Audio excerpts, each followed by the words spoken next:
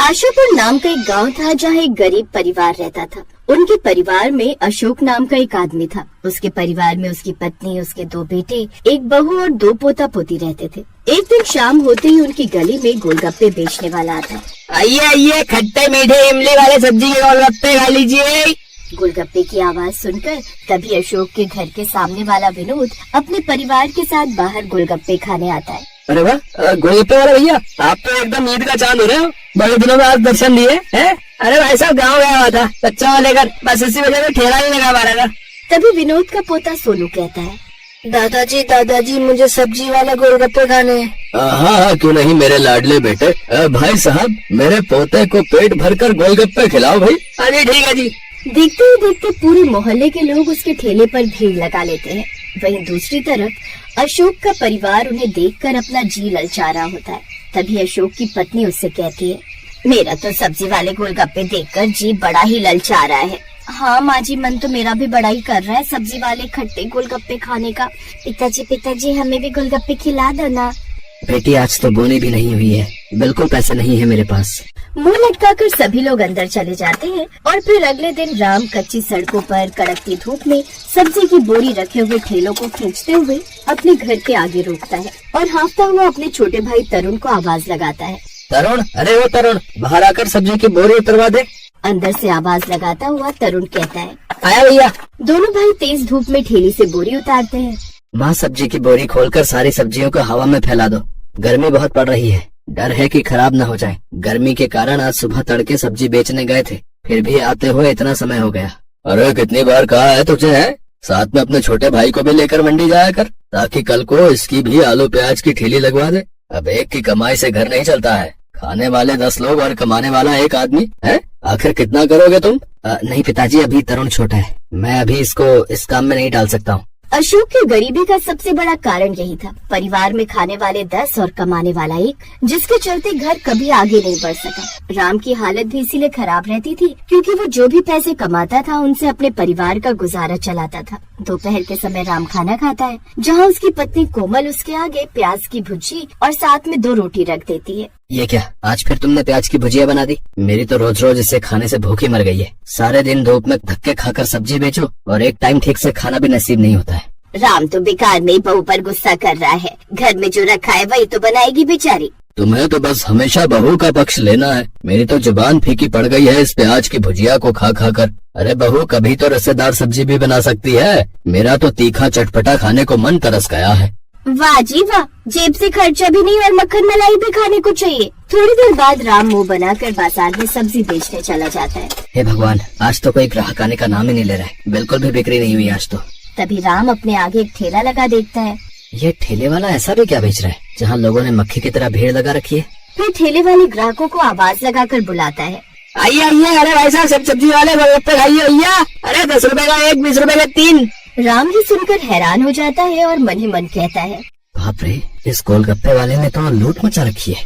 10 रुपए में एक सब्जी वाला गोलगप्पा बेच रहा है। ये तो लोगों का पागल बनाकर अच्छे नोट छाप रहा है और बाकी आलू प्याज के ठेले पर भी अच्छी भीड़ है। बस मेरे ही ठेले पर कोई नहीं आ रहा है। ऐसे कुछ दिन तक चलता रहता है और कुछ टाइम बाद राम थोड़ी और पूंजी लगाकर हरी सब्जी के साथ आलू प्याज भी बेचने लगता है। लेकिन घमस गर्मी के चलते अब सब्जियां गलने लगती हैं, जिसे देखकर माला कहने लगती है, हे भगवान, इतनी गर्मी के कारण सारी सब्जियां गलने लगी हैं। अरे बहू, एक काम कर, इनमें से ठीक से आलू निकाल कर आलू की कचौरी बना ले और हरी सब्जियों में से ठीक से निकाल कर हरी चटनी बना लियो। ठीक है माँ जी। फिर बहू आलू उबाल कर आटा मलकर गर्मा गर्म कचौरी बनाने लगती है और साथ में फूली फूली पूरी भी। तभी माला की पोती मुनिया एक छोटी सी पूरी बनाकर खुशी खुशी अपनी माँ से कहती है, मामा, ये छोटी सी पूरी भी मेरी तेल में तल दो ना, मुझे ये खानी है। अच्छा ठीक है, लाओ। बहू जैसे उसकी पूरी को तेल में तलते हैं वो पानी पूरी की तरह फूल जाती है और मुनिया उसमें हरी हरी चटनी में पानी मिलाकर उस पूरी में भरकर खाने लगती है।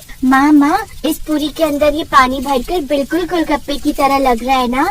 मुनिया की बात सुनकर उसकी माँ के दिमाग में एक जुगाड़ आता है। राम सब्जी बेचने चला जाता है और शाम को सुरभि बहुत ही स्वादिष्ट मिक्स वेज की सब्जी बनाती है और साथ में परात में आटा और सूजी गूंथती है। तभी बाहर से माला ये सब देखकर कहती है, अरे बहू, आज ये इतनी सारी मिक्स वेज की सब्जी किसके लिए बनाई है? और ये आटा सूजी अलग अलग क्यों मान रही है? आज कुछ खास बना रही है क्या? माँ जी, हरी सब्जियों में से इतनी सारी सब्जियाँ निकली थी और अगर मैं न बनाती तो ये खराब हो जाती, इसलिए आज मैं सब्जी वाले गोलगप्पे बना रही हूँ। अरे वाह बहू, फिर तो मजा ही आ जाएगा। ला, धनिया पुदीना की चटनी मैं बना देती हूँ।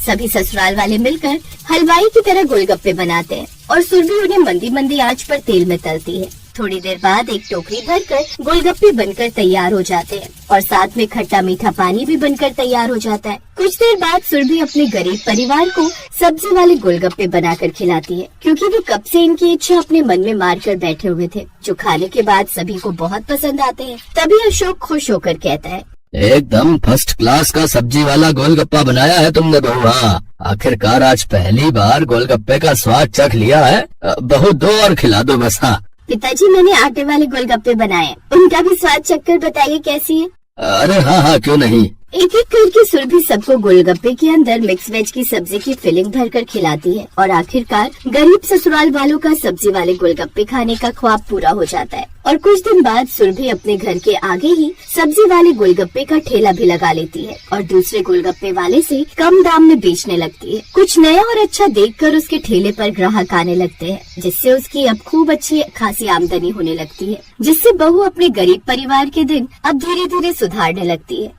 अब वो सब लोग खुशी खुशी रहने लगते हैं।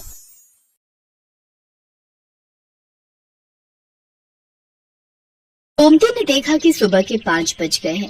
वो जल्दी जल्दी उठी और मंडी जाने के लिए तैयार हो गई। उठ गई गोमती? हाँ, और सुनो, मैं सब्जी लेने मंडी जा रही हूँ। तुम ब्रेड और दूध बंटी को बोल देना, ले आएगा। चाय ब्रेड खाकर ही दवाई लेना। हाँ हाँ, ले लूंगा, तो भी ध्यान से जाना।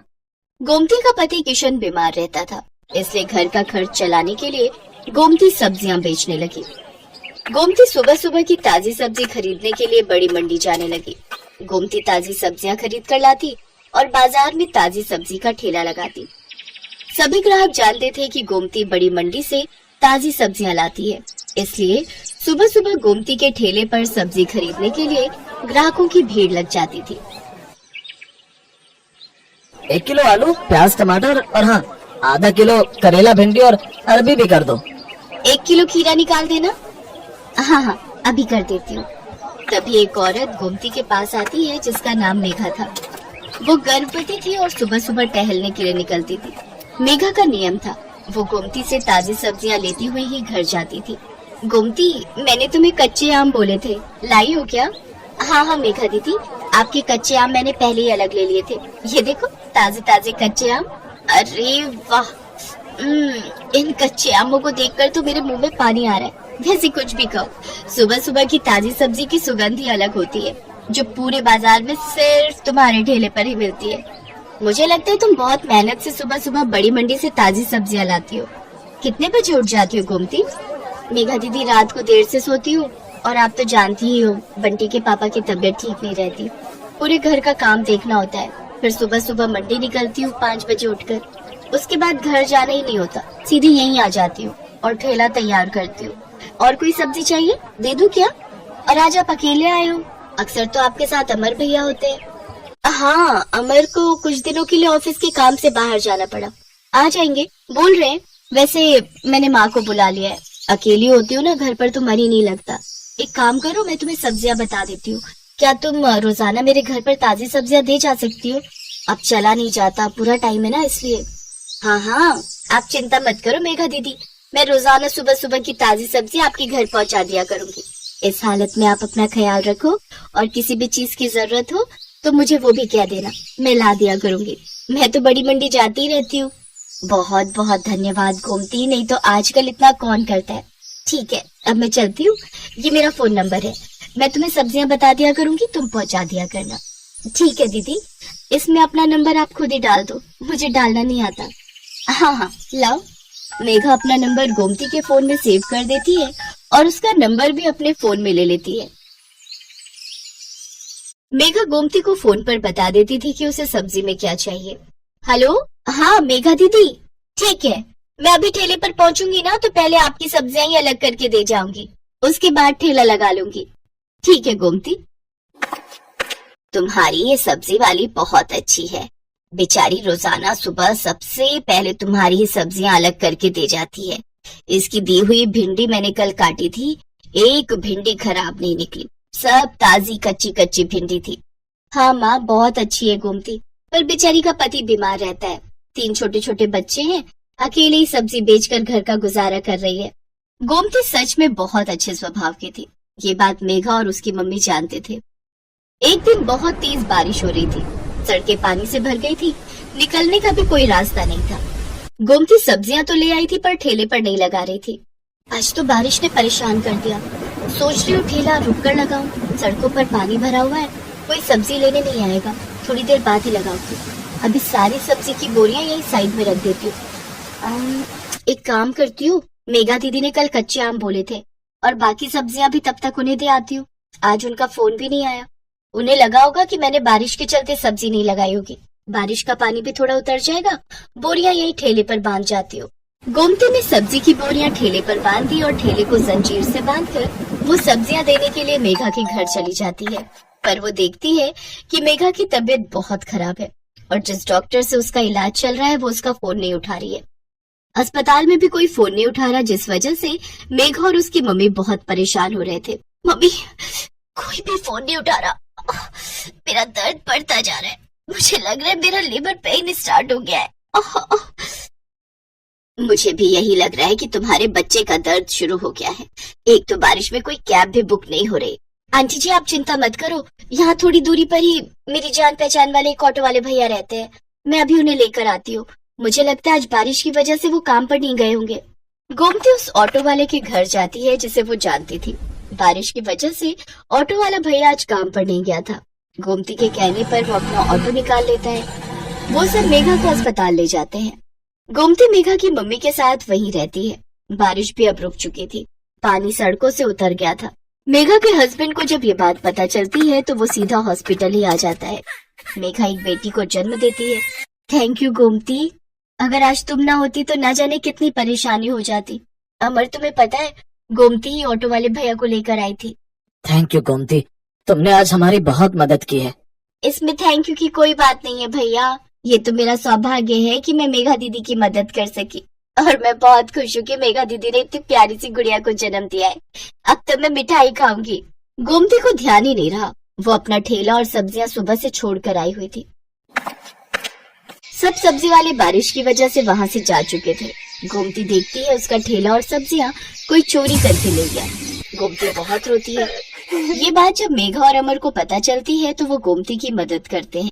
गोमती, हमारी अपनी दुकान कब से खाली पड़ी थी, अब तुम हमारी दुकान को अपनी सब्जी की दुकान बना लो। अब से तुम दुकान पर बैठकर सब्जी बेचा करो और टेंशन मत लो, हम तुमसे दुकान का कोई किराया नहीं लेंगे, तुम आराम से अपनी सब्जी की दुकान चलाओ। गोमती की आंखों में खुशी के आंसू आ जाते हैं। कुछ समय बाद गोमती का पति किशन भी ठीक हो जाता है। अब वो दोनों मिलकर मेहनत से सब्जी की दुकान चलाने लगे। दुकान बनने की वजह से गोमती के पास और भी ग्राहक बढ़ गए। सब जानते थे कि अगर सुबह सुबह की ताजी सब्जी कहीं मिल सकती है तो सिर्फ गोमती सब्जी वाली की दुकान पर।